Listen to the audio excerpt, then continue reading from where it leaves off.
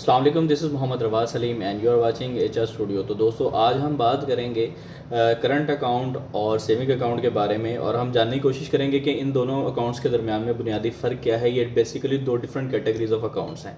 ठीक है, जब आप बैंक में कोई खाता खुलवाने जाते हैं, अकाउंट अपना बनवाने जाते हैं, तो जो बैंकर है वो आपसे ज़रूर ये अकाउंट खोलने वाला जो बंदा है वहाँ पर आपसे ज़रूर ये दरियाफ्त करता है कि आपने सेविंग अकाउंट बनवाना है या फिर करंट अकाउंट बनवाना है। ठीक है, तो ऐसे में आपको पता होना चाहिए कि करंट अकाउंट की क्या फैसिलिटीज़ हैं, उसमें क्या सहूलियात होती हैं और फ़र्क क्या है बुनियादी तौर पे सेविंग अकाउंट या करंट अकाउंट में।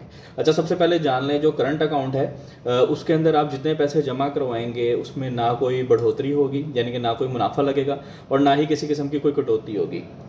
ठीक है। अच्छा, जबकि सेविंग अकाउंट जो होता है वो हर माह या 6 माह बाद जो भी अकाउंट की कैटेगरी होती है जिस हिसाब से वो उसमें प्रॉफिट लगता है, आपके रखे हुए पैसों में से कुछ जो है वो जो बैंक कमाता है और उसमें फिर आपको उसका हिस्सा देता है, और जो है वो आपको वो प्रॉफिट की मद में अकाउंट के अंदर वो पैसे ऐड होते चले जाते हैं। ठीक है, हर महीने में या 6 महीने में, वो जिस तरीके से है। अच्छा, करंट अकाउंट में बेसिकली जो पैसे आप जितने भी जमा करवाते हैं वो एज इट इज़ उतने ही पड़े रहते हैं जब तक आप वो पैसे विड्रॉ नहीं करवाते। हाँ, या अगर आपने कोई सर्विसेज ली हुई हैं, लाइक अगर आपने अपना जो है वो उसमें SMS अलर्ट लगवाया हुआ है, वो मंथली चार्जेस हैं उसके या एनुअल चार्जेस हैं वो कटेंगे। ATM कार्ड की सहूलत ली हुई है उसके चार्जेस कटेंगे। आप चेकबुक इशू करवाते हैं उसके चार्जेस कटेंगे। इस तरह के जो डिफरेंट चार्जेस हैं वो करंट अकाउंट पर लागू होंगे। इसके अलावा किसी किस्म के चार्जेस नहीं है और ना ही कोई मुनाफा तो होता ही नहीं है उसके अंदर। और दूसरा जो है वो सेविंग अकाउंट है। सेविंग अकाउंट जो है वो उसके अंदर जो है वो इजाफा तो होगा, लेकिन उसमें एक तरह की कटौती भी होती है। वो होती है हर रमज़ान, यकम रमज़ान में।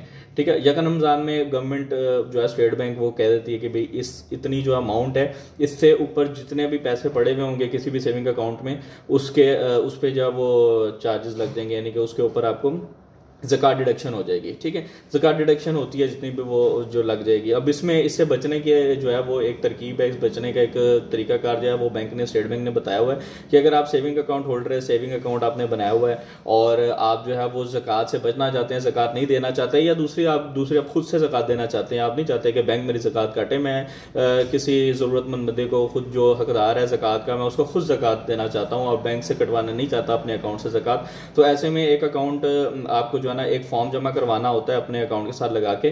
तो ऐसा नहीं है कि जब आपने अकाउंट खुलवाना है उसी वक्त आपको जमा कराना ज़रूरी नहीं है, तो उस वक्त अगर आप जमा करवाते हैं तब भी ठीक है। अगर आप बाद में भी जमा करवाना चाहें कभी भी लाइफ में किसी भी हिस्से में तो भी आप जमा करवा सकते हैं। उसको कहते हैं उस फॉर्म को CZ50। वो जो स्टाम्प फरोश होते हैं अदालतों में उनके पास जाके आप उनको कहेंगे कि भी मेरा सेविंग अकाउंट है और मैं चाहता नहीं हूँ कि ज़कात कटे, मैं खुद से ज़कात दूंगा, तो इसलिए मुझे एक CZ50 इशू कर दिया जाए। वो तकरीबन 200-250-300 रुपये आपसे लेते हैं और वो एक CZ50 इशू कर देते हैं आपको फॉर्म, वो ला के आप अपने बैंक में जमा करवाते हैं और आपका जो अकाउंट है उसमें ज़कात नो मार्क कर दी जाती है, जिसकी वजह से आपके अकाउंट से फिर ज़कात नहीं कटती। अच्छा, ये तो मोटी मोटी हमने जो है ना डिस्कस कर लिया कि सेविंग अकाउंट और करंट अकाउंट में क्या फ़र्क है। अब सेविंग अकाउंट में ना कि डिफरेंट अकाउंट्स होते हैं। ठीक है, बेसिकली हमारा बात करने का मकसद ये था कि सेविंग अकाउंट और करंट अकाउंट में हमें फ़र्क पता चले और इवन ये भी पता चले कि सेविंग अकाउंट में पैसे रखने का क्या फ़ायदा है। करंट अकाउंट में तो कोई पैसे नहीं बढ़ते, तो सेविंग अकाउंट में अगर हम पैसे रखते हैं तो कितने बढ़ते हैं, कितना टैक्स कटता है, क्या सारी चीज़ें वो मैं बड़े आसान अल्फाज में आपको बताने की कोशिश करूँगा। ठीक है, सेविंग अकाउंट में हमने ये कर दिया कि अब ज़कात हमारी नहीं कटेगी, जो पे पैसा पड़ा हुआ होगा उस पर कटौती कोई नहीं होगी, सिर्फ उस पर मुनाफा ही हमें मिलेगा। ठीक है, तो ऐसे में बहुत सारे जो आप डिफरेंट बैंक है उसमें डिफरेंट कैटेगरीज ऑफ अकाउंट्स हैं जो कि सेविंग के अंदर फॉल होती हैं। तो सबसे पहले जो है वो आप देख लो, तकरीबन हर बैंक ना आपको ऑफर करता है PLS, उसको कहते हैं profit and loss sharing account. इसके अंदर यानी कि कोई भी मार्जिन फिक्स नहीं होता, लेकिन आपको एक टेंटेटिव मार्जिन बता दिया जाता है। लाइक अगर जो है ना वो एनुअल 21%, 22%, 23% इसके आसपास का प्रॉफिट होता है। समाउ थोड़ा सा चेंज होता है, फ्लक्चुएशन जो है वो उसकी रहती है। ठीक है, कभी 21% है, किसी महीने वो 21.5 हो जाएगा, किसी महीने 21.3 हो जाएगा, किसी महीने 22 हो जाएगा। तो बिल्कुल ये पॉइंट्स के अंदर फ्लक्चुएशन होती है, अदरवाइज बिल्कुल ऐसे आसपास ही रहता है। इसमें कभी नुकसान नहीं होता। लॉस इसका नाम तो है लेकिन इसमें लॉस नहीं होता। Profit and loss sharing account हमेशा मुनाफा ही देता है।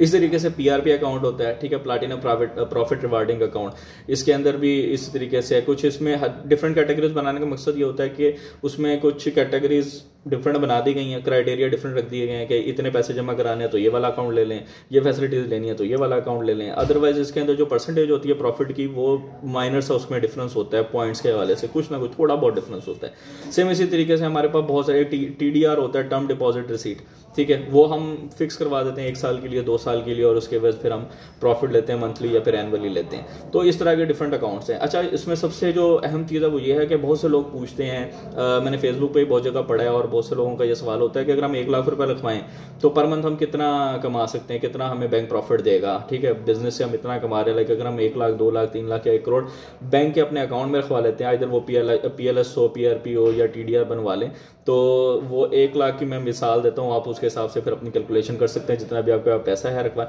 इस टाइम 2023 में अक्टूबर का महीना चल रहा है, इस टाइम जो है ना जो बैंक का प्रॉफिट है, यानी कि आप सीधे सीधे अल्फाज में उसको सूद और दूसरा सूद है और प्रॉफिट, ये दोनों चीज़ें जो है ना इस टाइम बिल्कुल पीक पे जा रही हैं, अपने पूरे हिस्ट्री के पीक पे जा रही हैं इस टाइम। तो तकरीबन जो सूद है, अगर आप बैंक से कर्जा लेते हैं तो अराउंड कोई 27-28% आपको सूद भरना पड़ता है, ठीक है ना, एनुअली। इसी तरीके से अगर आप बैंक में पैसे जमा करवाते हैं, ठीक है, सेविंग अकाउंट में, किसी भी सेविंग अकाउंट में, तो तकरीबन 21 से 23% के दरमियान में ये जो है वो प्रॉफिट रेट चल रहा है, ठीक है। इसमें डिपेंड करता है आपने कितने पैसे जमा करवाए हैं, डिपेंड करता है आपकी कैटेगरी ऑफ अकाउंट कौन सा है, डिपेंड करता है कि जी आपने वो फ्लक्चुएशन है हर महीने जिस तरह डिफरेंट होता है, तो इससे ये सब चीज़ें जो है ना थोड़ी सी फ्लक्चुएट करती हैं, अदरवाइज ऑलमोस्ट तकरीबन इसका सेम ही है। अच्छा, तो इसमें 1 लाख रुपए अगर आप जमा कराते हैं तो सीधी सीधी सी बात है कि 1 लाख रुपए के अगर 21% अगर हम निकालें तो 21,000 रुपये सालाना प्रॉफिट मिलेगा, ठीक है, सालाना प्रॉफिट 21,000 रुपये। तो आप 1 महीने के हिसाब लगा लें, 1 महीना 21,000 रुपये, तो तकरीबन कोई 1100 तकरीबन 1400-1500 रुपये के आसपास आप कैलकुलेट करें, तो 21,000 को 12 पे डिवाइड करें, जो भी आपका परसेंटेज बनती है वो पर मंथ आपका नेट प्रॉफिट है जो कि आप बैंक आपको प्रॉफिट दे रहा है 1 लाख रुपए के पीछे। अच्छा, लेकिन इसमें अब एक चीज़ और भी है मजे की, वो ये है कि इसमें फाइलर और नॉन फाइलर, यानी कि एनटीएन जिस बंदे का बना हुआ है जो कि टैक्स फाइल करता है हर साल, उसके लिए इसमें टैक्स डिडक्शन और है, और जो बंदा टैक्स फाइल नहीं करता यानी कि नॉन एनटीएन होल्डर है उसकी टैक्स डिडक्शन और है। अगर कोई बंदा फाइलर है जिसके पास एनटीएन है तो इस प्रॉफिट के अमाउंट के ऊपर, सिर्फ प्रॉफिट के अमाउंट के ऊपर, टोटल आपके प्रिंसिपल अमाउंट के ऊपर नहीं, सिर्फ टोटल जो आपको प्रॉफिट मिला, लाइक मिसाल ले लेते हैं, आपका प्रॉफिट 1 महीने का बना 1500 रुपए, ठीक है, इस 1500 रुपए के पीछे, सिर्फ इस 1 लाख के पीछे नहीं, इस 1500 रुपए के पीछे आपको 30% टैक्स भरना है। गवर्नमेंट को भरना है क्या, वो उसमें से खुद काट के आपको देंगे, वो काट देंगे और साथ ही 30% काट भी लेंगे उसी के अंदर से। लाइक अगर 1500 रुपये बना, 30% काट के जो भी है, कोई 1100 हो गया, कुछ बनता है, जो भी बनता है, पर वो आपके अकाउंट में क्रेडिट हो जाएगा, ठीक है। अगर आप टैक्स फाइलर हैं, हर साल अपने टैक्स फाइल करते हैं, यानी कि आपका एनटीएन बना हुआ है, ठीक है, तो फिर आपको 30 के बजाय 15% आपका टैक्स डिडक्ट होगा, यानी कि कोई उस टाइम फिर आपका बनेगा कोई 1100-1200 जो भी बनेगा बाहर, ठीक है, वो आपको टैक्स डिडक्ट होगा, 15% आपको छूट दे दी जाएगी क्योंकि आप ऑलरेडी टैक्स फाइलर हैं, ठीक है। तो ये कि अगर आपने कोई बड़ी अमाउंट रखनी होती है, लाख करोड़ों में अगर आप पैसे रख रहे हैं सेविंग अकाउंट में, या और भी बहुत सारी चीज़ों में फ़ायदा होता है टैक्स फाइलर का, तो अगर आप जो है वो अपने सेविंग अकाउंट में पैसे रखते हैं, प्रॉफिट लेते हैं, और तो फिर आपको ज़रूरी है कि आप जो है ना वो टैक्स फाइलर बन जाएं। उसकी वजह ये है कि टैक्स फाइलर के जो एनुअल आपको चार्जेस पे करने पड़ते हैं, कोई 3 से 4 हज़ार फाइल करने के पे करने पड़ते हैं वकील को, जबकि आपको 15% हर महीने अगर अपने उसमें से बचाएं अगर प्रॉफिट के अमाउंट में से, तो फिर वो एक अच्छी खासी रकम बन जाती है। तो बेहतर तो यही होता है कि फिर बंदा जो है वो फाइलर बन जाए, और जहाँ पे 30% टैक्स कटवा रहा है वहाँ पे 15% कटवाए, 15% की छूट ले ले। इस तरीके से वो कार जब खरीदता है तब भी उसको फ़ायदा होता है, घर खरीदता है या कोई भी और किसी किस्म की ट्रांजेक्शन होती हैं तो उसमें फाइलर को काफ़ी टैक्स छूट है। तो ये छोटी सी वीडियो थी जिसमें जो है ना मैंने कोशिश की कि आपको मैं एक तो करंट अकाउंट और सेविंग अकाउंट के बारे में बताऊं, प्लस दूसरा ये कि उसमें बताऊं कि सेविंग अकाउंट की कौन सी कैटेगरीज होती हैं, और सेविंग अकाउंट में आप पैसे रखवाएं तो इस टाइम ये फ्लक्चुएट हो सकता है, ठीक है, आज से 2-4 माह बाद हो सकता है ये जो है वो परसेंटेजेस इसके चेंज हो जाए प्रॉफिट के और जो भी है सूद वगैरह के, इंटरेस्ट के। तो अब तक के लिए सिर्फ इतना ही है। तो अगर मज़ीद जो है आप इस हवाले से कुछ जानना चाहते हैं अकाउंट्स के हवाले से, ठीक है, सेविंग के हवाले से, और कौन सा बैंक ज़्यादा प्रॉफिट देता है कौन सा नहीं, तो ये डिफरेंट चीज़ें हैं, तो वो जो है ना आप कमेंट सेक्शन में पूछ सकते हैं या डायरेक्ट रब्ता कर सकते हैं। इंशाल्लाह दोबारा एक वीडियो के साथ हाजिर होऊंगा, तब तक के लिए मुझे दीजिए इजाज़त। अल्लाह हाफिज़।